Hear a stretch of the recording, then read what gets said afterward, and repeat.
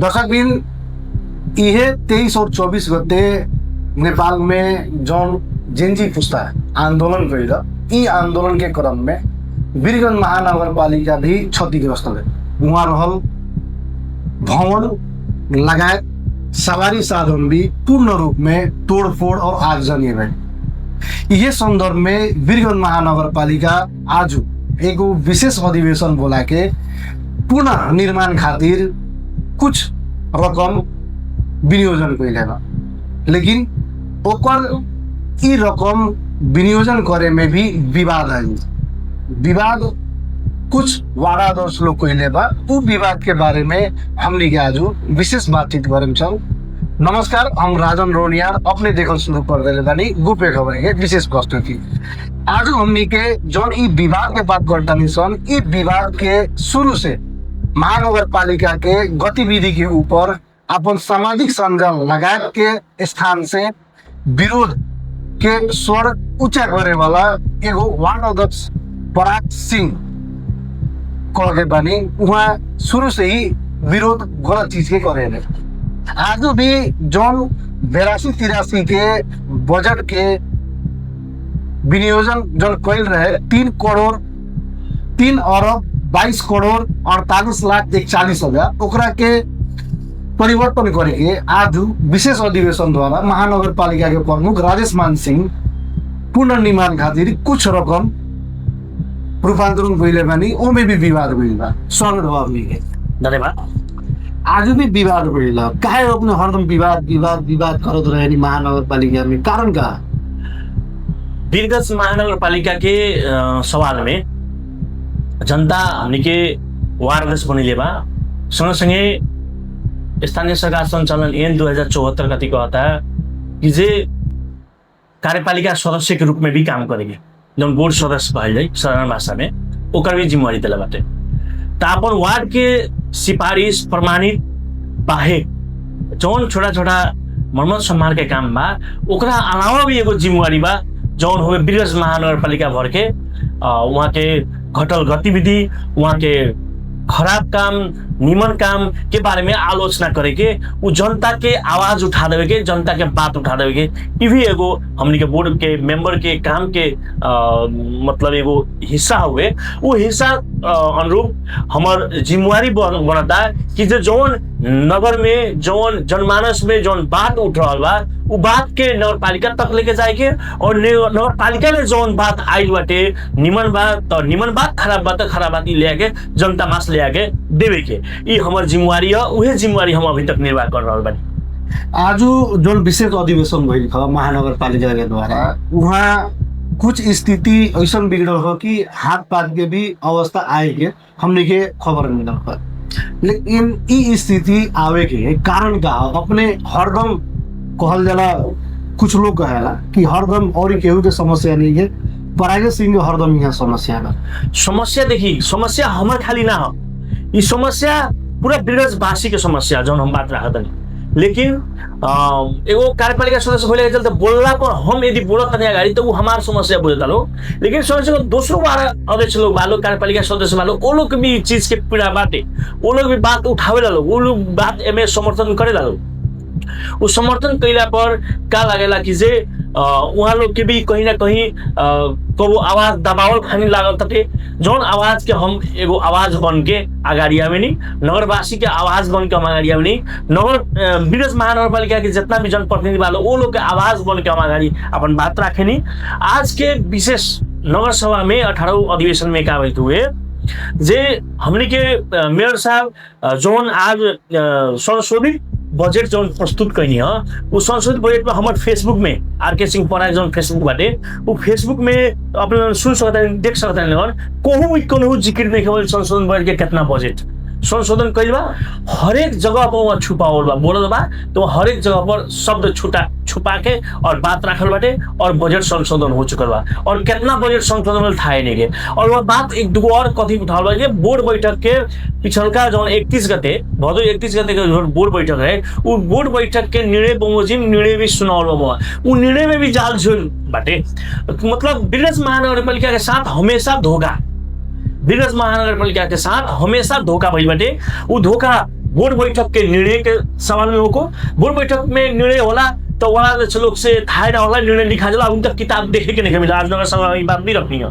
हमेशा बात रखा तो नहीं अभी तक जौन नगर पालिका के बोर्ड बैठक के जौन किताब वाला पुस्तिका होला निर्णय पुस्तिका तो वहाँ लोग के देखे कार्यपालिका सदस्य लोग के देखे के नहीं मिलो और उ जड़ गए आज उ जड़ भी गए झंझट आंदोलन के दौरान वो जड़ भी गए यानी कि वो देखे के ना मिलल जीरो से हमने के शुरुआत हो गई तो ये सब सवाल हम उठैला के बाद में कुछ अब यहाँ पूरा सिस्टम बिगड़ल बाटे पूरा सेटिंग से चल रहा बा बिकॉज महानगरपालिका हम पहले से कह दिया होता सेटिंग के रूप में पूरा सेटिंग से चल रहा बा सिस्टम बिगड़ल बाटे अब नगर सभा बैठल बा नगर सभा में बोर्ड मेंबर वालों और नगर सभा के सदस्य वालों वहाँ मेयर साहब के उप मेयर साहब के अलग से आदमी वहाँ घुसल बाटे और हमने के अपन बात मेयर से रखे हमने के अपन बात कार्यपालिका हम अपन बात नगर सभा में रखे तो वहाँ नगर सभा के सदस्य के बाहर के लोग आके बोली तो बोलला के दौरान चरका चरकी और भनाभन भइल हुए हाथे हलाल नहीं के भइल लेकिन भनाभन भइल हुए लेकिन हम ये कहे के चाहें मेयर साहब उप मेयर साहब और वहाँ के सारा बोर्ड मेंबर नगर सभा के सदस्य लोग के कि हम नगर सभा के साथ साथ हम बिगस महानगरपालिका के आवाज के रूप में हम अगाडि आवे चाहते नहीं और आवाज नहीं आवाज केहू नहीं के दबा सकत उ लाठी के दम पर आवाज दबाए खोजे लोग तो अच्छा गाड़ी और बात के दम पर दबाए खोजे हम दबाए वाला नहीं कि आवाज हम बन के अपने अपने एगो चीज काथी कहने दूगो अपने से बात निकलल जोन एगो गंभीर चीज है एगो अपने वीरगंज महानगरपालिका के प्रतिनिधि बने एगो वार्ड अध्यक्ष बने यानी स्वयं एगो स्थानीय सरकार के हिस्सा अपने के निर्णय से बहुत कुछ हो सकता अपने के लगे 50 आदमी आवत 100 आदमी आवत अपन काम कराए अपन दुखासो सुनाए लेकिन अपने जौन हिसाब से एगो सिस्टम होला उस सिस्टम से ही हर एक चीज चले उस सिस्टम पर भी अपने प्रश्न चिन्ह उठावत है कि नगर परिषद होला चाहे बैठक होला बैठक में माइनिंग में भी छेड़छाड़ होला एगो प्रश्न हम नहीं उठेली एकदम दोसर का जोन अभी अधिवेशन जोन आज गए विशेष अधिवेशन एमे यहाँ तक कि हमनी के भी 2-4 बेर गइल बनी वहाँ संचार कर्मी के भी बैठे के नाम मिला वो लोग कहा कि यहाँ बैठे के नाम मिले कहाँ के आदमी हो कौन आदमी हो कैसन आदमी है जो कोनो भी चीज से संबंध नहीं रहा फिर भी वजन जाके उ एगो पालिका सदस्य के वार्ड सदस्य के बोले से रोकता बोले से ओकरा के मना करता बोलला पर हाथापाई करे पर उतारू बा ई का ई तनका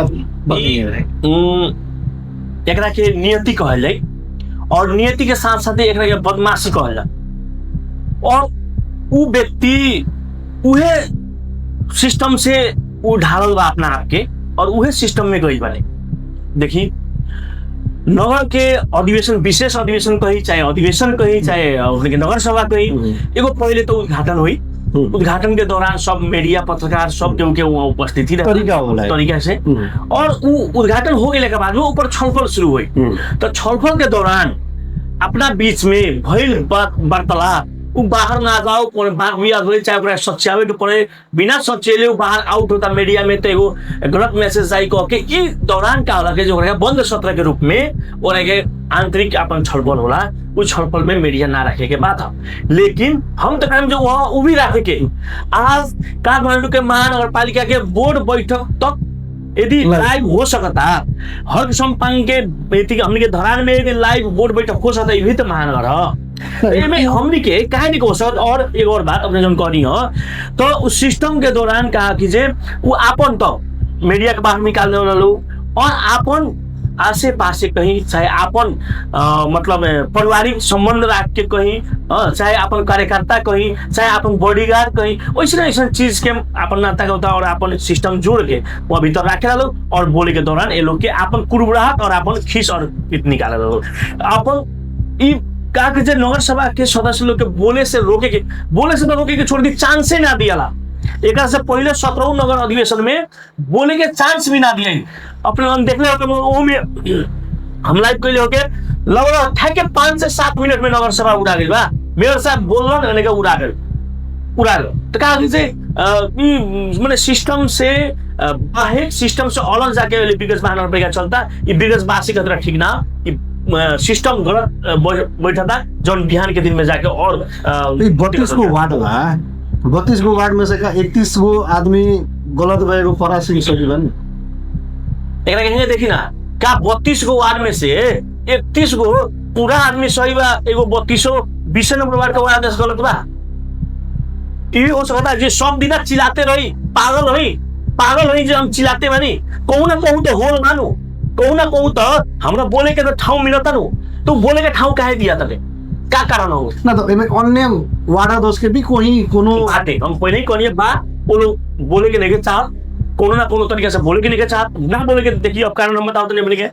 322 करोड़ के जो पिछलका साल जो बजट बनल था इस साल लाए, वो 322 करोड़ के बजट बनल 82-83 में चाहिए, एक से पहले भी लगभग हरारी हुए रहे, लेकिन जमा 34 करोड़ में पूरा वार्ड के बजट सीलिंग उड़ा जाता है। बजट के सीलिंग 32 वार्ड में 34 करोड़ में बजट के सीलिंग उड़ा गए, और अपने आप के पास लगभग 2.5 करोड़ से ऊपर बजट रख के और काम हो रहा बाटे। तो वो 2.5 अरब जो बजट रख के जो काम करता है लोग, तो का होला कि जे अब हम वार्ड में बानी तो हमारे जनता हमसे प्रश्न करी जो हई बाटो बना दी, हई नाला बना दी, हई काम कर दी, तो वहाँ का कि जो वार्ड सदस्य लोग और वार्ड सदस्य लोग क्या कर लो जे मेरे साहब एक वही योजना डाल दी ना, मेरे साहब वही काम करा दी ना, तो वो कह के और वो अपना पास अपना अगल बगल में रख ला लो मेयर और मेयर, जिकरा चलते वार्ड सदस्य और चाहे वार्ड सदस्य ना बोले के कारण ही हो, यानी कि आगे गुमराह में रख के 300 करोड़ के बजट चलाई और 34 करोड़ में वारा उड़वा दी और पूरे नगर क्षेत्र रख के रजाई करी, ये गलत काम बा, ये गलत के हम विरोध के बानी। आजू के जो चरका चरकी भइल बा एक बार तक विस्तृत रूप में अब आज के चरका चरकी आज तो ई जो 30 करोड़ लगभग जो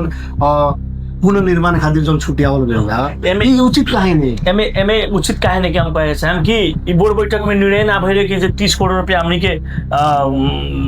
विकास निर्माण में गाड़ी खरीद में कइले निर्णय ना भइले, लेकिन सुनावल गइल खले पिछलका बोर्ड बैठक का अनुमोदन कर गेल ये जो हमनी के निर्णय भइल बा गाड़ी खरीद करे बोर्ड बैठक जरे निर्णय बैठा कि जोल्ला के बाद 31 गते के बात करते नहीं भदौ 31 गते उमे ई निर्णय नहीं के भइल कि जे हमनी के गाड़ी खरीद करे के पैसा छुट्यावल जाई कह के, ई कहूं निर्णय नहीं के भइल। हाकिम के बदमाशी देखी, बोर्ड बैठक में बैठल तो कोनो 1 रुपया के नो बात ना उठेलक, बाहर निकल के मीडिया से कह दे 115 करोड़ के क्षति भइल बा, थोड़ा देर के बाद मेरे सब कहते 150 करोड़ के क्षति भइल बाटे। तो ऐसा मतलब गुमराह में रख के धोखाधड़ी नगरवासी के साथ धोखाधड़ी करे के ये काम हो रहा बाटे। और आज के सवाल में गाड़ी खरीद करे के हम बात उठेबो करेंगे कि जो अभी के अवस्था में काम सुचारू करे के जो महानगर के छोटा से छोटा काम करके नगर पालिका के चलायमान बना सके तो उहे काम कर जाओ, काहे हमनी के गाड़ी विलासिता के काम करिए, गाड़ी काय खरीद करिए, कथी ले गाड़ी खरीद करिए, गाड़ी एगो पहले उहे गाड़ी के बरू हमनी के बीरगंज से बाहर जाएगा तो वो गाड़ी यूज कर सकल जाता है ना, तो बीरगंज में रहेगा तो अभी तत्काल तो हमनी के वो काम चलाए वाला भर के काम चला के और राजस्व उठावे चाहे विकास निर्माण के काम बोले काम करे के भइलू सारा पैसा के वाला के में चिट्ठी पढ़ा 2 दिन पहले चिट्ठी पठाओ के जो कोनो काम नहीं करेंगे रोक दो। आज झुकिया के नगर सभा के सदस्य लोग के झुकिया के आज अब अख्तियारिये ना देवे खातिर नगर सभा से निर्णय हो जे कोनो काम आगाड़ी ना बढ़ी कर नगर सभा से निर्णय हो चिट्ठी 2 दिन पहले आयल चिट्ठी काम नहीं करे के और नगर सभा से एथी हो गेल मतलब निर्णय हो गेल कि जे काम नहीं करे के सब रोका करके रखेंगे, यानी कि ई का हुए। और इतने ना अभी नगर सभा उड़ाते बाद थोड़ा देर के बाद मतलब थोड़ा देर के ही बाद हमने के मीडिया से सुनिए से 30 करोड़ रुपया गाड़ी खरीद करे खातिर और भौतिक निर्माण करे खातिर पैसा छुट्यावल गेल संशोधन करके छुट्यावल गेल के बात है। लेकिन वो नगर सभा में केहू के मुंह से नहीं निकला, ना हाकिम से मुंह में से निकला ना मेयर के मुंह से निकला बटे जे 30 करोड़ के बजट हमने के चलावल कह के संशोधन के केहू बात नहीं उठा मीडिया में आके, यानी कि कहूँ ना कहूँ हमने के गुमराह अभी सच्चाई बात ना हो गई तब हमारा फेसबुक लाइव बाटे फेसबुक लाइव के लाइव देख लो छल अपने के कहा बाकी कोनो छलफल नहीं के कोनो विवरण नहीं देवे कोनो हाथ में कोनो लिफलेट नहीं देवे कोनो हाथ में हमने के कटआउट नहीं देवे से काका हमने के आज प्रस्तुत करता है सब कुछ को नहीं के इतना विकृति के साथ विकास महानगर पालिका चल रहा है कि जो ओकर रोस्ते नहीं ओकर कोनो हम मैं बात नहीं खेला ई अवस्था से विकास महानगर पालिका चल रहा कोनो गार्जियन नहीं के का विकास महानगर पालिका कोनो गार्जियन नहीं के मेयर खुद अपने आप को जब गार्जियन बुझता है तो गार्जियन सारा चीज के मैनेज करके चलो पड़े, सारा चीज के जानकारी कराओ पड़े, कहे के पड़ो अपना मन मोल पारदर्शिता नहीं के जवाबदेहिता इतना है। जेनजेड के आंदोलन के विध्वंस के बाद भी जेनजेड के आंदोलन के विध्वंस के बाद भी सत्य ताकि नहीं के वो हम सचेत करावे के चाहतनी कि जनजन के आंदोलन के जो विध्वंस भइल बा वो विध्वंस ही कारण ई भी है कि वीरगंज महानगरपालिका के जनता के साथ धोखा हो रहल बाटे। धोखा अब ना चली, धोखा के रोके के पड़ल। ई विध्वंस के बाद भी हमनी के सीखे के पड़ल का कि जे कहीं ना कहीं हमनी के लूप होल बा, कहीं ना कहीं हमनी के गलत बा, गलत बानी सन, ई गलत के सच्यावे के पड़ल। जो फिर हमनी के ई गलती कर रहल बानी सन। लेकिन वीरगंज महानगरपालिका में जौन भी गाड़ी जा रहा ओकर अपने लोगन खोजबीन कोई नहीं की ना कि एकर इंश्योरेंस बा कि नहीं है। केहू के मुंह से आज जब भी बात चर्चा कका चल के भइल जब बैठनी है सन तो बात करके जब के इंश्योरेंस के पैसा से हमनी के गाड़ी खरीद कर ले, फिर बाद में हमनी के विकास में से खरीद कर सन जब तारा कर दिबा तोरा जति कहबो तति कर भाई। हम तो कुछ ना करे बोले हम आवाज बोले के चाहत नहीं, लेकिन ये भी बात का आइल बा जब केनहू थर्ड पार्टी बाइक को इंश्योरेंस फुल इंश्योरेंस भइले नहीं है, यानी थर्ड पार्टी इंश्योरेंस भइल बाटे फुल इंश्योरेंस नहीं के बंद गाड़ी के बातें नहीं है,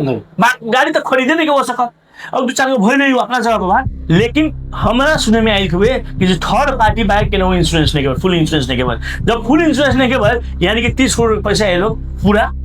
लगभग आधा ये लोग गाड़ी में खर्च कर। ये वो का होला जैसे हम घर के गार्जियन लाने तो अगर कोनो हमारे घर में समस्या आवता है, हमारे लगे स्रोत साधन कम हुआ है, तो हम घर के सदस्य लोग के बैठा के अपन अवस्था बताए कि हमारे लगे इतना पैसा बा, एमे हई चीज करे के बा, एकरा के कोई जाओ। हाँ, अब कहे के मतलब अवस्था भी बताए और छलफल भी करे। तो जौन अपने लोगन की अधिवेशन आयोजन भइल एमे छलफल कहे के मतलब महानगरपालिका में डाटागत ना हो समय कम बा, लेकिन एगो एथेंटी अनुमानित हेतना गाड़ी जरल, हेतना हमनी के कंप्यूटर जरल, हेतना टेबुल जरल, ई सब के लगा के हमनी के हेतना क्षति भइल, जैसे हमनी के हई चीज असर पड़ी, चाहे हई चीज के सेवा देवे में समस्या हुई, ई चीज भी छलफल भइल कि ना। हम ठोकुआ और दावा के साथ कहत नहीं ई बात के चर्चा नहीं के चलो कथी भइल ई बात के चर्चा नहीं के चलो। बात कति बोर्ड बैठक में आई कि जो हमने क्या कर संकलन करता नहीं सन, संकलन होता है, लेकिन जस्ट 5 मिनट के बाद बात आ गई 115 करोड़ खर्च हमने के क्षति भइल बाटे। तो कहा कि से हम बारंबार कहता नहीं वीरगंज वासी के साथ धोखा हो रहा बाटे, हमने के सजग हो गए। को गाड़ी जो हो था नहीं के को मोटरसाइकिल चलल बा था नहीं के, केकरा घर में को मोटरसाइकिल लेके धइल बा था नहीं के, केकरा घर में कौन गाड़ी जोड़ दिल कहल जाता कहाँ कौन केकरा घर में गाड़ी धइल बाटे वो भी था नहीं के, केकरा घर में लैपटॉप धइल बा था नहीं के, लैपटॉप जोड़ दिल कहल जाता था नहीं के, फलना के लैपटॉप जोड़ दिल लैपटॉप किने को कहताटे तो हमरो लैपटॉप चाहिए कहताटे ऑफिस में था नहीं के, कंप्यूटर जोड़ गेलै, टेबुल जोड़ गेलै, सोफा जोड़ गेलै, लैपटॉप तो हमरा तो बुझाता पके लगभग जे भी कर्मचारी हुई आधा तो वो अपने घरे में लेके जाते ही बैग पर बोक के काम करे खातिर घर में से को काम करके पड़ी सबके कहता जोड़ गेल बा। तो भाई ई जेनजेन के नाम पर हो मेरे साहब के घर जड़ल बाटे। हम एक बात कहे के चाहे जो घर तक राजनीति ना जाए के चाहिए, वो राजनीति घर तक गई बाटे गलत बाटे, घर परिवार के का दोष है ना होके चाहिए, लेकिन हम ये कहे के चाहे जेनजेन के नाम पर लूट ना करे के पड़ा, जेनजेन के नाम पर वीरगंज वासी के धोखा ना करे के, जेनजेन के नाम पर और एक कमाए खाए वाला भाड़ो ना बनावे के। माने आंदोलन भइल करप्शन रोके खातिर करप्शन के बंद करे खातिर, लेकिन ये आंदोलन के सदुपयोग कोई ज्यादा करप्शन खातिर हम नहीं कहे चाहते। एकदम रास्ता बनावल जाता जे के करप्शन कर सकल जाता, ये भ्रष्टाचारी के रास्ता बनावल जाता थे, भ्रष्टाचार करे खातिर रास्ता बनावल जाता थे जे के नहीं हमनी के अब रास्ता कौन तो गाड़ी चोरी के पड़ी भ्रष्टाचार ना हो, आवश्यकता से बेसी अपने गाड़ी चोरी, आवश्यकता से बेसी अपने तेल खर्च करी, आवश्यकता से बेसी अपने को काम करी, ये भ्रष्टाचारी जौन अपने के क्राइटेरिया दिले जौन अपने के नियमावली बाटे, जौन अपने के एन में विधान में जौन व्यवस्था के लिए बाटे वो अनुसार से काम करे के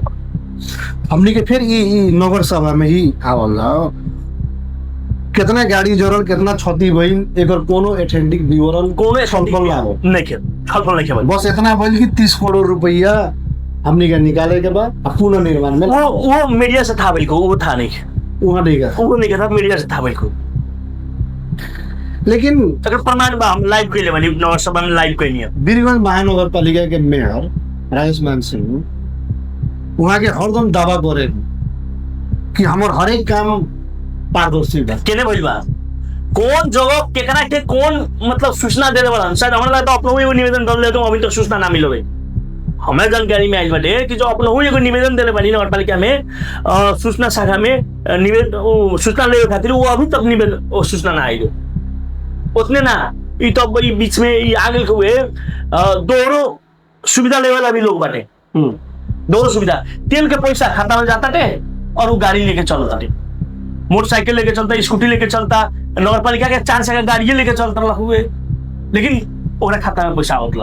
तो ऐसा भी विकृति सब बहुत ही भरल बाटे विरोध महानगरपालिका ई महानगरपालिका के जनता लोग के बारे में बुझे के पड़ल आंख बंद करके खाली विश्वास करिए अपना हुई ओकरा के जब तक हमनी के ना घस के चल जब तक ओकरा के हमनी के सकारात्मक आलोचना ना कइल जाई माने कोनो ऐसा काम करता ओकरा के सुझाव ना देवल आलोचना ना कइल जाई तो का होई कि नेतृत्व क्रूर बन जाई नेतृत्व बिहान दबावे लागी बिहान दबावते ई अवस्था पर आ जाए जो जेनजेड आंदोलन लिया लेकिन आलोचना तो कुछ लोग विरोधी कह के बुझेला आलोचक के विरोधी कही आलोचक के पागल कही आलोचक के कामे ना लगे वाला बात बोली तो आलोचक उसे ना डराला आलोचक वॉलंटियर हुए आलोचक के काम हो आलोचना करे के और जनता के काम ओकरा के विश्लेषण करके बिहान के दिन में ओकर परिणाम देवे अब जोन ई महानगरपालिका विशेष अधिवेशन से जोन ई रोक लगाइल वार्ड में खर्च नहीं कर सकत कोनो विकास निर्माण नहीं कर सकत चुनाव भी अब लगे आ गई कितना असर पड़ी जमीनी स्तर पर देखिए असर पड़ सकता लेकिन हमरा ये भी विश्वास कथी बा आशा कथी बाटे कि जे केंद्र से जौन खाता रोके के चाहे काम ना करे के भी वहां से भी निर्णय बाटे खाली विरोध महानगरपालिका निर्णय ना हो लेकिन ये जरूरी ना रहे कि नगर सभा से निर्णय कर देवे के काम ना करे के कहे जरूरी ना रहे वो ऑटोमेटिक केंद्र से ही भी निर्णय उन्हें से खोलते मात्र पैसा जो संघ से अनुदान आवेला वो अनुदान के पैसा अभी करी जैसे मतलब जौन तरीके से आई वो अनुसार से परसेंट अनुसार से अपन काम अगाडि बढ़ा सकत रही सन लेकिन ये अपन एगो दम देखावे के एगो रास्ता बनावल गइल हुए केहू के मतलब रास्ता बंद कर देवे के एगो रास्ता बनावल गइल काहे ई तो विशेष नगर सभा तो ई जरला के चलते ई क्षति भइला के चलते भइल हुए अब ई मान ली 1 महीना के बाद पैसा रिलीज हो जाता थे वहां से केंद्र से बजट रिलीज हो जाता थे रिलीज हो गए फिर नगर सभा बिठाओ पड़ी वो बढ़िया तो फिर हमने 10 लोग के पीछे दौड़े के पड़ी मेरे सब बैठा देना अब वो लोग के तो अपन काम होते बा काम चलते बाटे कैसे निर्णय कर दे वही लोग के हाथ में दे देनी सन एक और धोखा भाई हमने के बोर्ड बैठक में निर्णय करी सन कि बोर्ड बैठक के अधिकार देवे फिर काट के मुंह चलावे के लेकिन वो निर्णय कर देना अपने माथा में निर्णय नगर प्रमुख के कह के तो ऐसा बहुत सारा धोखा भइल बाटे ई धोखा से हमने के बचल जरूरी बा और ई नगर सभा के नाम पर बोर्ड बैठक के नाम पर धोखा बाहे कुछ नहीं कभी वीरगंज में एगो आमूल परिवर्तन आइल बा बहुत ज्यादा विकास भइल बा घंटा भर देखी तैयार हो गइल बन के अपने खाली आलोचना करें कबो मोछड़गंज कबो सेटिंगगंज निमन पक्ष काहे नहीं देखा निमन पक्ष देखे कतरा हमनी के जगह भी देवे पड़ निमन पक्ष देखे करता हम अपने ही के मीडिया से मार्फत हम कहे के चाहें निमन पक्ष बाटे जौन अभी हमनी के माई स्थान जौन मंदिर बा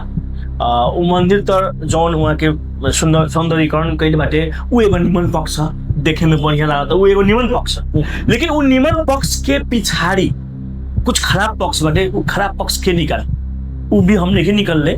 बात अभी वो आइले जो अपनी बात उठा देनी तो हम बात कहे के चाहते नहीं वो निमन पक्ष के पिछाड़ी बहुत सारा खराब पक्ष बा वो भी निकालल जरूरी बा वो हमने के निकालल जाए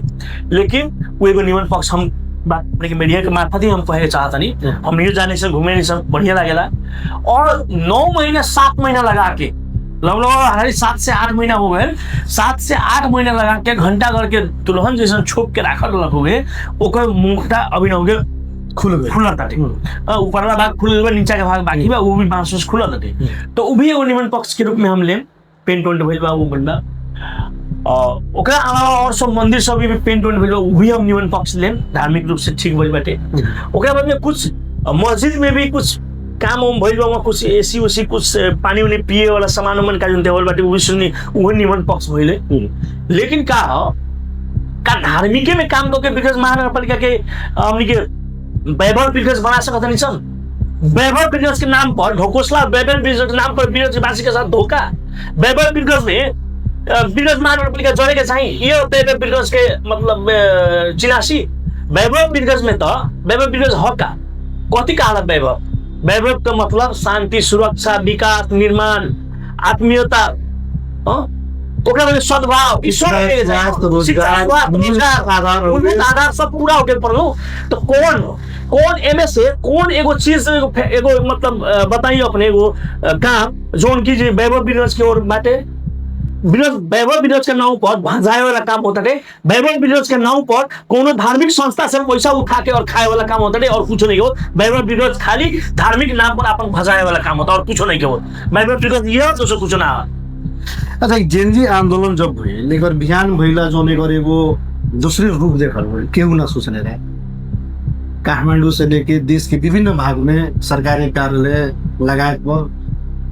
तोड़ फोड़ जरावल शुरू हुए अपने लोगों के आभास ना रहे कि वीरगंज महानगर पालिका भी जरी और जरी तो एक रोके खाली अभी जो हमने के मेयर साहब बने यहाँ के 32 गो वार्ड सदस्य लोग कि रोके खातिर कुछ पहल करे काबिल की से जिनजेट आंदोलन के लेके आभास के बात करिए ना ये चीज हमारा बुझाता है सबके आभास रहे ये लोग के अपन काम के करतूत प्रति सबके आभास रहे हमरो आभास का रहे जब हमारे वाड़ा कार्यालय जड़ जाएगी वो काहे रहे हम बताओगे चाहता नहीं कि अपना वाड़ा बासी खतरा हम कोई लेने की काम अपना वाड़ा बासी खतरा जो काम होके के चाहिए कौन करा ही नहीं की सफल ये नेतृत्व के चलते आज एक साथ साथे आत्मालोचना को एकदम हम होता नहीं लेकिन वो आत्म आलोचना के साथ हम जनता में बनी क्या हम अभी भी व्हाट्सएप ग्रुप में हमारा लगे बाटे जनता के हमारा 300 आदमी के मतलब ये ग्रुप हमारे वार्ड में और वहां जाके वो लोग से बात करके वो लोग से फोन में बतिया के और कुछ ना हो वो काम नहीं कैले बिहान के दिन में अपने वोट में हमरा हरा सकता नहीं हमरा के बैक करा सकता नहीं अपने कहे ना अभी नहीं वहाँ वार्ड में हमरा वहाँ राजीनामा दे दे अपने उनके बात आवे पड़ल लोग के बाहरी लोग से ना अपने उनके बात आवे हम कह दें हम राजीनामा दे दे वार्ड अध्यक्ष से लेकिन वाड़ा कार्यालय जरावे के नहीं खे इतना अपने ध्यान दें वाड़ा कार्यालय जरावे के नहीं खे ये चीज हम सूचना दिले बनी व्हाट्सएप ग्रुप से सूचना दिले बनी फेसबुक में लिख के दिले बनी वो लोग से फोन में बात करके कह दे बनी जो वाड़ा कार्यालय नहीं जराव के वाड़ा कार्यालय अपने में संपत्ति है वाड़ा कार्यालय जड़ जाए तो फिर वो निर्माण करे के पड़ी जौने बाटे संरचना भटकल हो गए बिगड़ल हो गए फुटल हो गए वो अवस्था में काम होता काम चले के चाहिए 2-4 दिन आंदोलन के चलते लेट होता लेकिन बिहान से काम शुरू हुई हड़बड़ाई के नहीं के अपने लोगों के ये चीज बचा के रखे के बटे तो सही में हमारे वारावासी लोग वाड़ा कार्यालय तक जाके रोज 100-150 आदमी वहाँ खड़ा होके और वाड़ा कार्यालय के सुरक्षा कैले बा वैसे तो जगह लोग क्यों रहे ना खाली मतलब एक दूगो मतलब वहाँ के कुछ गतिविधि भई रहता है हल्ला लोग कैले रहे कैसे बगले में 26 नंबर वाड़ा कार्यालय जरूर रहे वहाँ पुलिस थाना जरूर रहे यानी बगल में 14 नंबर वाड़ा कार्यालय भी जरूर नगर पालिका में जरूर तो 4 गो जरूर यहाँ कहे ना जरूर कहो 2-4 गो मतलब युवा सब ये लोग के भान आई रहे भान आने के बाद में फिर हम मैसेज कहीं ऐसे ऐसे बात होता है तो कोनो चिंता नहीं खेले हमने मानी सन वो लोग सब समझा हम जाती है समय पर अपनी गलती स्वीकार नहीं हो सकता समय पर ना हमारा गलती स्वीकार कर ही के पड़ी लेकिन बिरगंज महानगरपालिका के नेतृत्व बिरगंज महानगरपालिका के पदाधिकारी जे जिम्मा ले लेबा कार्यालय के हमने बोर्ड मेंबर है सर लेकिन जिम्मा कार्यालय के तो मेयर उप मेयर और हाकिम प्रमुख प्रशासनिक अधिकारी है लेकिन जहिया जिम्मा लेने के चाहिए जहिया वो चीज का सुरक्षा करके चाहिए वो दिन क्यों जापान क्यों हम फेसबुक में लिख ले क्यों अपने के फिलीपींस की कहा कौन कौन देश घूम रहा वाले हाकिम लेखा अधिकृत अपने के मेयर बाहर घूम रहा वाले तो सुरक्षा थोड़े हुई वो लोग से सुरक्षा ना हुई बिरगंज महानगरपालिका के सुरक्षा करे खतरा आत्मीयता सद्भाव रख के साचों में वैभव के रास्ता में चल के ही बिरगंज से सुरक्षा हुई दम देखा के हम कोई कुछ नहीं वो चीज कह के आज नहीं के हो सकता संभव नहीं के काल हम काल नहीं आज उस चीज का हम घमंड करें ना हो संभव नहीं के समय स्थिति परिस्थिति अनुसार बदले के पड़ी काल के दिन में खाली बूढ़े नेता लोग बोले लोग वही आंदोलन करे लोग तो सब कुछ हो गए 19 दिन लगा के जन आंदोलन भाई राजा परिवर्तन भाई आज 2 दिन में जेनजेड के नाव पर 13 वर्ष से 28 वर्ष की उम्र के आंदोलन करके 2 दिन के भीतर में सत्ता परिवर्तन और देश के परिवर्तन हो गए सिंह दरबार कितना कुछ देख लो, लेकिन सिंह दरबार को यो ना जोड़ा रहा, लेकिन लेकिन आज वो दिन आ गया तो वो से समय अनुसार से बदले के पड़ला, बदली लगन अभी भी समय बा, बदल के चले लगन तो अपने के भी भला होई और समाज के भी भला होई। अब तनका अपने के राजनीति के तरफ हम आवा था अपने एमएलए से राजनीति करे करत रहनी अपने राजीनामा दिए जी बाकी बीरगंज महानगरपालिका के उपाध्यक्ष से राजीनामा देनी और वो बीच में हम राजीनामा ना देवे के कारण का हुए कि जे मतलब बीरगंज महानगरपालिका उपाध्यक्ष से राजीनामा देनी, पार्टी से राजीनामा ना देनी और वो बीच में पार्टी से राजीनामा ना देवे के कारण का हुए कि जे लोग कहे डरा के, लेकिन फिर भी लोग कहबे करे डरा के ना देनी। हमारे बीरगंज महानगरपालिका के अभियान बहुत चलल फेसबुक में, सोशल मीडिया में, जेनजेड आंदोलन जब शुरू भइल तो विभिन्न पार्टी के लोग धाए राजीनामा देवे लागल। अपना डेरा के राजीनामा दे ना, डरा के राजीनामा ना देनी, डरा के राजीनामा दे रहती, नेकपा एमाले से राजीनामा दे रहती, वड़ा अध्यक्ष से राजीनामा दे रहती, बीरगंज नेकपा एमाले बीरगंज महानगर कमिटी के उपाध्यक्ष से राजीनामा देनी। और वो लिखले भी बानी, प्रश्न रूप से लिखले बानी, जनजीत के आंदोलन ना प्रश्न रूप से लिखले बानी, हाल केहू अभी के मेयर के पक्ष में बा, नेकपा एमाले के पार्टी के नेता होके केहू पूर्व मेयर के पक्ष में बाटे और उहे दुल्हन के बीच में बटा गई वालों तो बताई। और उमे के नेतृत्व अभी नेपाल में केपी ओली निरंकुश, केपी ओली फलना चिल्ला को कैसे दोष लगा रहा वालों, हम बीरगंज में यहाँ के जिला कमेटी का अध्यक्ष का हम दोष लगा होता नहीं, वो निरंकुश बानो पार्टी के नेकपा एमाले के जिला कमेटी का अध्यक्ष शर्मा निरंकुश बानो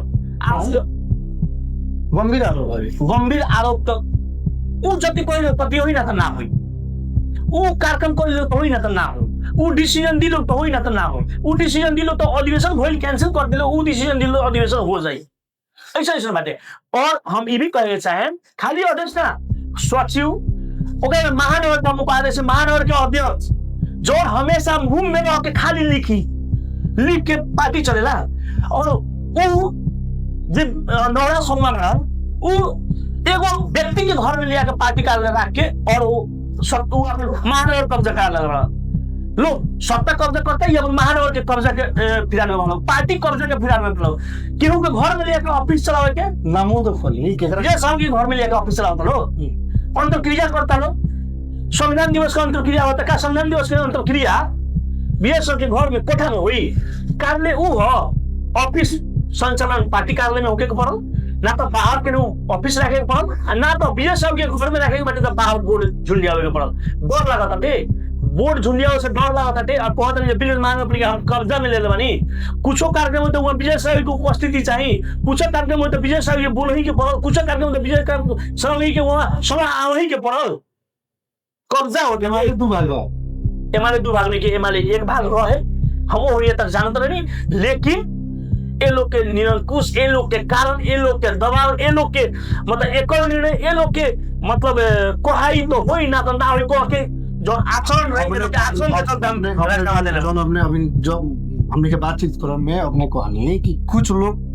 मेयर के साइड में बा, वर्तमान मेयर, कुछ लोग पूर्व मेयर के साइड में, एक आदमी के तो नाम खोलिए देनी नौरा शर्मा लगा के लोग पूर्व मेयर विजय सर की साइड में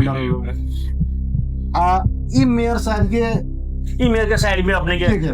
जिला कमेटी के पदाधिकारी लोग कहने मतलब केंद्रीय सदस्य लोग बटाइल वालों, एगो केंद्रीय सदस्य एक और बा, एगो केंद्रीय सदस्य एक और बा, ऐसे बटाइल वालों। तो इस सब मतलब परिस्थिति के देख के अभी हम तत्काल कोनो कमेटी में ना रहे, अभी तत्काल हमारे कोनो पदाधिकारी ना चाहिए, हम अभी तत्काल स्वतंत्र रूप से हम रहे के चाहता नहीं। हम अभी अपने के मीडिया के मार्फत हम अभी कहे के चाहता नहीं, हम नेकपा एमाले के सदस्य नहीं ही आज के मिति से, आज नहीं कोनो डर सबके एमाले एमाले एमाले कर रहा बाटे, फिरता अपन राजीनामा फिरता ले रहा, आज नहीं डर हम आज कहे के चाहता नहीं, आज 4 गते है असोज के 4 गते हम आज कहे के चाहता नहीं, हम नेकपा एमाले से अलग स्वतंत्र खुला बोली खुला विचार राखे वाला जगह में रह के चाहता नहीं, स्वतंत्र तरीका से निर्वाह करे के चाहता से राजीनामा जी राजीनामा बने ये लिखित राजीनामा बुझ लो का है। तो जब महानगरपालिका के उपाध्यक्ष से जब राजीनामा देनी तो हमारा सुनने में आया कि जब बैठक रखलक लोग 1-2 दिन के बाद विजय साहब के घर में, तो वो स्क्रीनशॉट दिखाओ तो राजीनामा उपाध्यक्ष वो भी खबर ना कैल जब बैठक बाटे एक बार अपने राजीनामा देता नहीं जी। मीडिया में आके,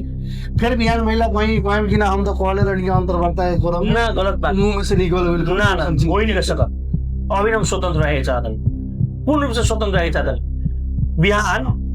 नेतृत्व सक्षम होके, नेतृत्व असल आवे, नेतृत्व में परिवर्तन होके, नेतृत्व अच्छा करके जाए के खोजे, रास्ता बढ़िया बनावे खोजे, तो बढ़िया देखल दे अपना जब बा, लेकिन हम स्वतंत्र रहेके चाहतन। आज से पराग सिंह के मूडी पर से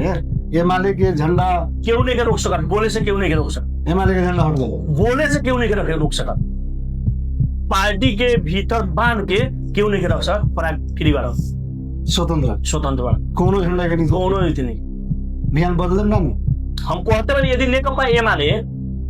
बिहान कार्रवाई करके और वड़ा जैसे कहते वड़ा जैसे हम निकाल देता नहीं, तो ओकर ओपोजिशन में हम अदालत में जाके हम फिटल या ना जाए,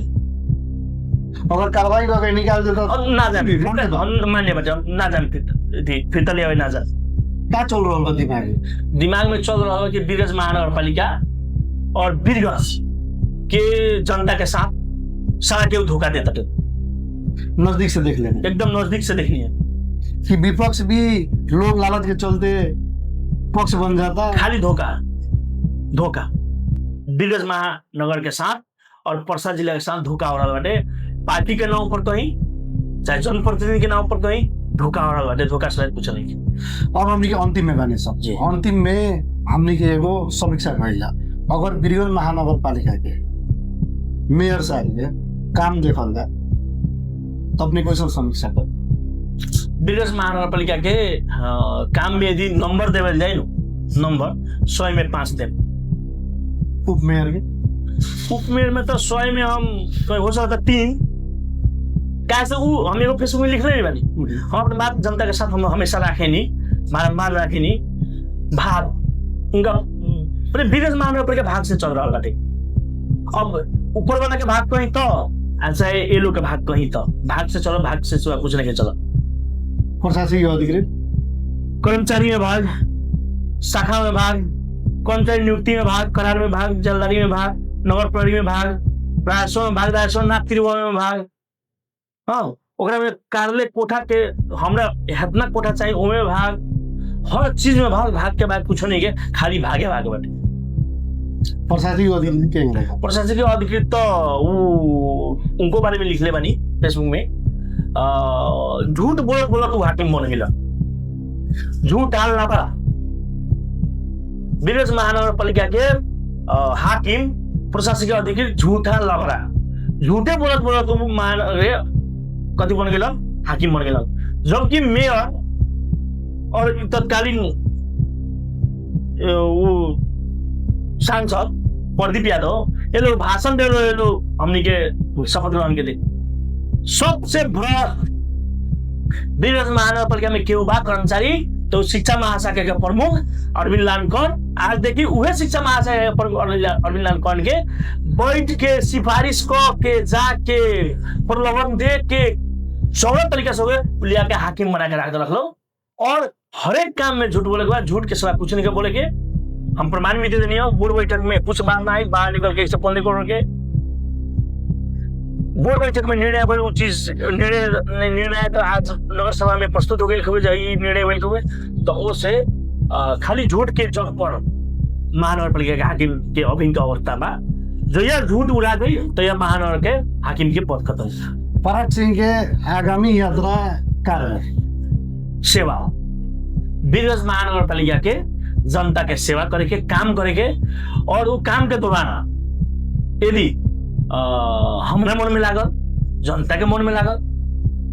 समाज के मन में लागल जे तू ई लायक बाड़ा तो वो हम जाए ना तो हम सेवा करे। उस सेवा शिक्षा के में हो सकता, उस सेवा स्वास्थ्य में हो सकता थे।